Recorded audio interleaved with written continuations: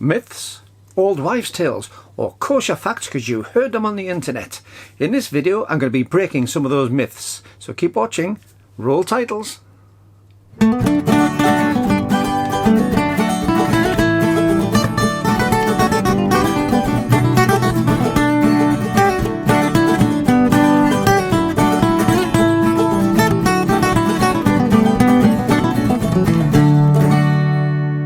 Well, hi YouTube, Brian James, that Micro Four Thirds guy with you once again.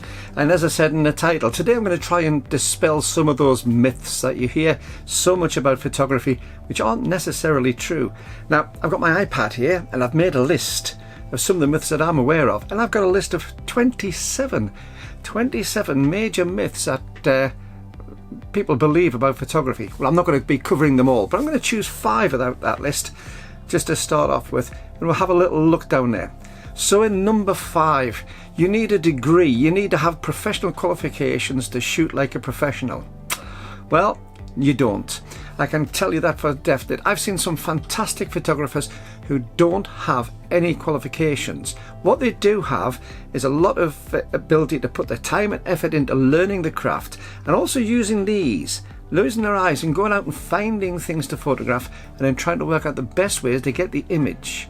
Now, yes, knowledge does help, and when you've gone through some sort of academic qualification in this, you've had a fantastic amount of input from other people to speed that journey through.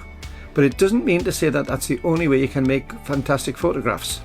Now, there are people who have gone through academic processes in photography and who've really made it as fantastic photographers, and I'm over the moon that that's the case, but it doesn't mean to say that you have to do that to achieve it.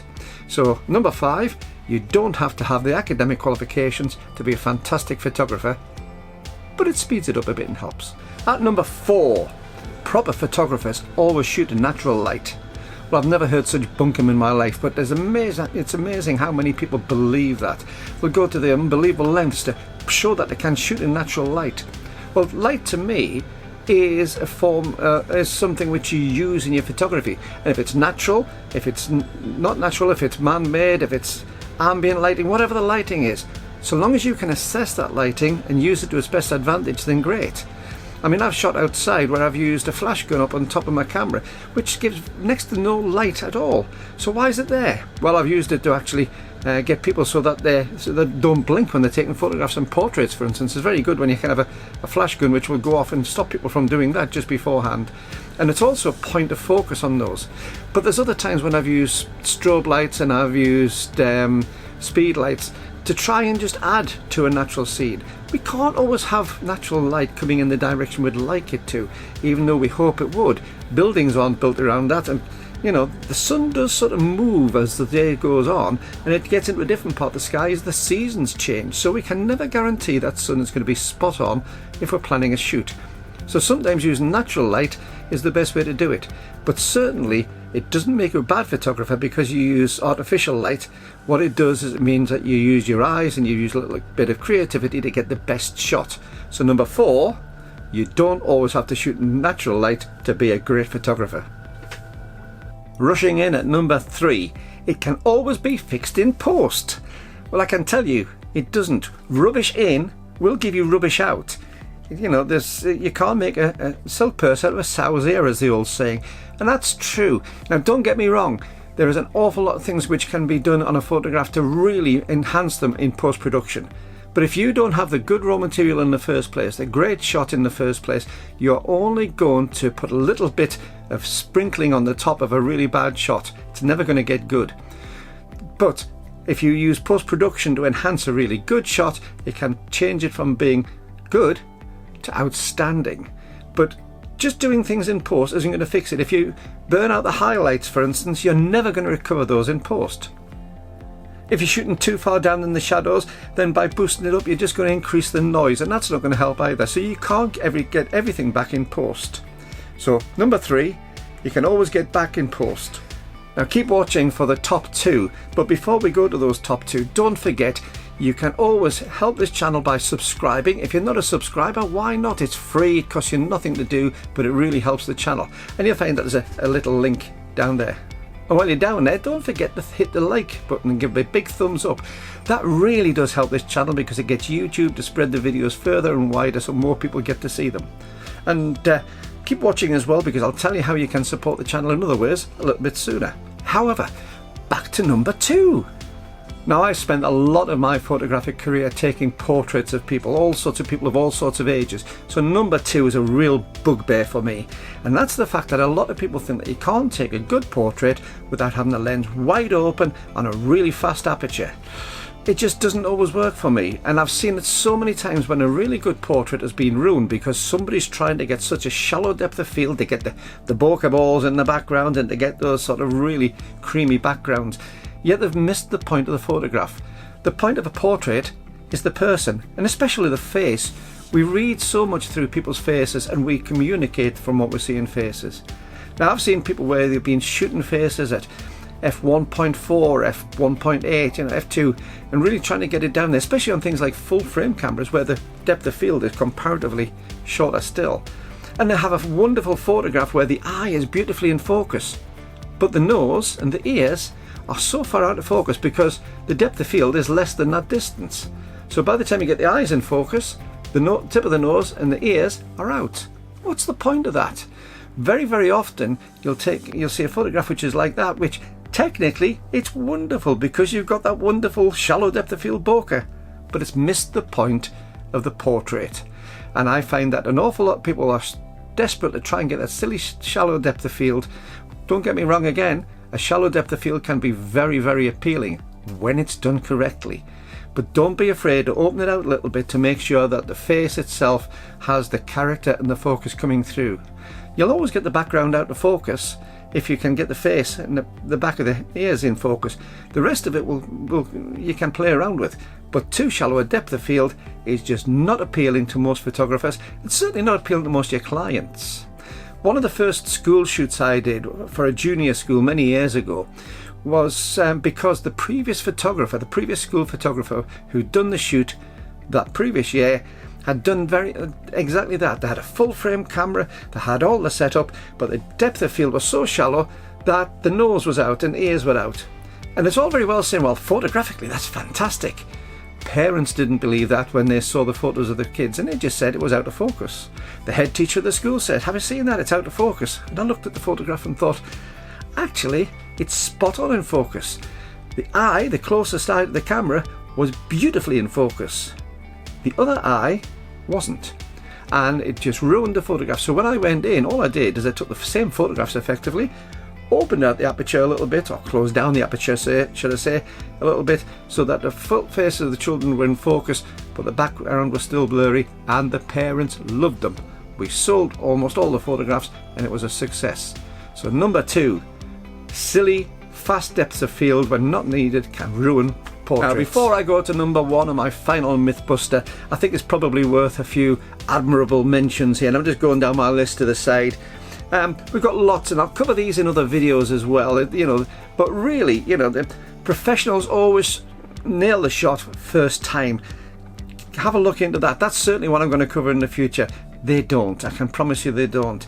Always shoot on manual. All proper photographers shoot on manual. They do not. They use the camera's facilities. What else have we got? You can't take photos in harsh midday sun. I've taken photos in harsh midday sun and got some fantastic results in the past. So yes, you can. You must always follow the photography rules, the rule of thirds, or whatever it is that. And some of the best photographs I've seen are where the rules have been broken. There used to be a fighter pilot in the Royal Air Force, and a chap called Douglas Bader, real ace in the Second World War, and he had a saying that rules are for the obedience of fools and the guidance of the wise. And as a photographer, if you can follow that mantra, then you're going to get some great photographs. Now, before I do also go to that last one, I did say about there'd be a little bit more information. If you want to help support this channel, then it takes a certain amount to run. There is a PayPal link, which is just there. Have a look down there, and you see that there's a PayPal link. If you'd like to donate something, buy me a cup of coffee on it, that really would be appreciated.